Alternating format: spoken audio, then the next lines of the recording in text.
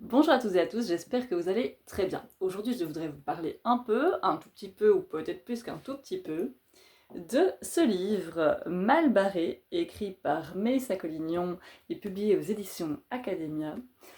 C'est un véritable coup de cœur. Donc là, je ne laisse pas le suspense plus longtemps. De toute façon, si je fais une vidéo, vous savez bien que c'est d'office que j'ai aimé le livre, que j'ai apprécié la lecture, mais là, vraiment, une claque. Un superbe roman. Donc Mélissa Collignon, c'est son quatrième roman. Si je ne dis pas de bêtises, elle avait d'abord été publiée aux éditions Dricot, mais les éditions Dricot n'existent plus, et donc maintenant elle est publiée aux éditions Academia. Je l'ai rencontrée il y a 2 ans à peu près à la conférence de presse des auteurs nivellois, où elle est venue présenter ce roman-là. Moi, je pense qu'à l'époque, c'était Amandine et la magie des livres que je présentais, donc j'ai fait sa connaissance. Tout de suite, sa présentation de ce roman m'avait donné déjà envie de le découvrir. Alors c'est vrai que le temps est passé, je ne l'ai pas découvert tout de suite. J'ai d'abord lu son roman L'œil des Capanas, qui était déjà un très bon roman, qui m'avait beaucoup plu. Mais là, vraiment, là, c'est une petite bombe. Alors, de quoi ça parle Mal barré? Donc, c'est l'histoire de trois personnes. On suit trois voix, en fait. On suit Lola, on suit Julien, qui sont frères et sœurs. Leurs parents sont décédés dans un assez tragique accident de la route. Et un de leurs amis qui va devenir en fait le babysitter de Lola, qui s'appelle Patrick. Patrick, dont les parents sont alcooliques, qui est ce qu'on peut communément appeler un baraki, toujours en survêtement.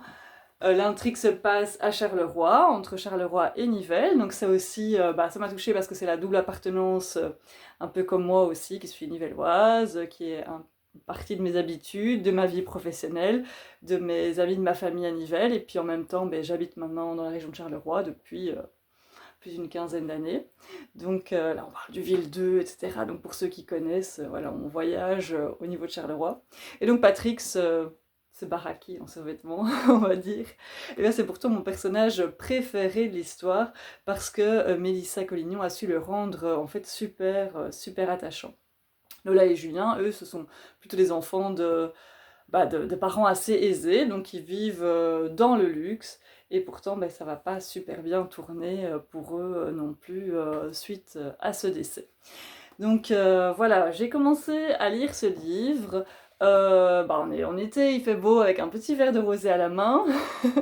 Je vous dis tout de suite qu'après les premiers chapitres, le petit verre de rosé, j'étais un peu gênée de le boire, puisque là, on parle vraiment des parents alcooliques de Patrick qui s'enfilent une bouteille de rosé avant midi. Donc voilà, ça fait réfléchir aussi sur tout ça. Alors, c'est des thèmes très forts. Une histoire finalement assez dramatique, des thèmes difficiles à aborder, et pourtant, l'autrice les aborde avec une légèreté incroyable, sans pour autant que ce soit vraiment de la dérision. Il n'y a pas une once de moquerie, pas une once de jugement en fait, mais ça passe tout seul, avec la finesse de sa plume qui est aussi singulière, parce que pour moi ce serait vraiment difficile de la décrire, elle est vraiment particulière, et en même temps elle est parfaite du début jusqu'à la fin. Si je vous lis déjà les premières lignes, les toutes premières lignes, donc là, c'est Lola qui s'exprime. Donc, quand la voiture de mes parents s'est encastrée dans un camion polonais rempli de petits gervais, mon cœur s'est fissuré en plein milieu. Ça s'est passé sans bruit, à peine un souffle dans le silence d'une nuit sans fin. Pourtant, j'avais envie de hurler.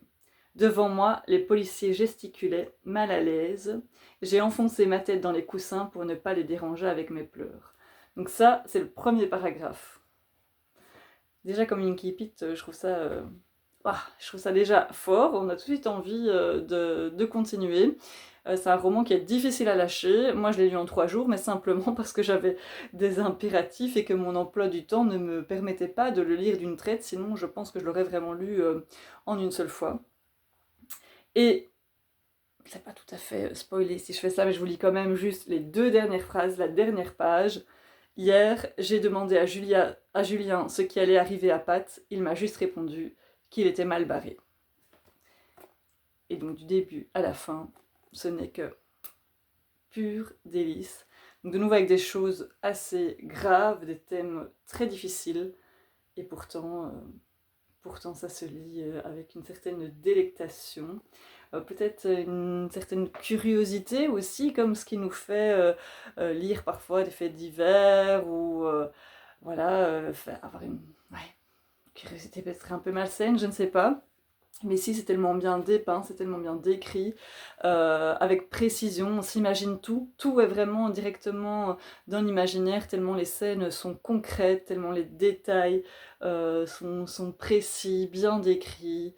Donc voilà, je ne vous en dis pas plus, je vous dis juste que c'est un récit vraiment croustillant, délicieux, difficile, et que moi c'est un de mes coups de cœur de l'année 2025, très clairement. Donc voilà, Mélissa Collignon, que j'ai rencontrée il y a 2 ans, sans savoir qu'elle allait être ma collègue aujourd'hui, puisque ben moi aussi j'ai intégré la famille Academia, et donc je publierai mon premier roman aux éditions Academia en novembre. Maintenant celui-là, je vous le conseille. N'hésitez pas à me dire en commentaire si vous connaissez Malbarré ou si vous connaissez un des autres romans de Mélissa Collignon. Si ce n'est pas encore fait, je vous invite vraiment à le lire, à le découvrir. N'oubliez pas de mettre un petit pouce ou un petit cœur en commentaire, de vous abonner à ma chaîne. Ma chaîne, c'est mieux que mon chaîne. Un chêne, c'est pas la même chose. Il y a plus de gland. Voilà, sur cette petite note très philosophique, on va s'arrêter là. Donc, n'hésitez pas à partager non plus cette vidéo et bien sûr à lire ce livre. Je vous souhaite une belle journée, une belle soirée, une bonne nuit en fonction de quand vous regardez cette vidéo et je vous fais des bises. Et je vous dis à bientôt.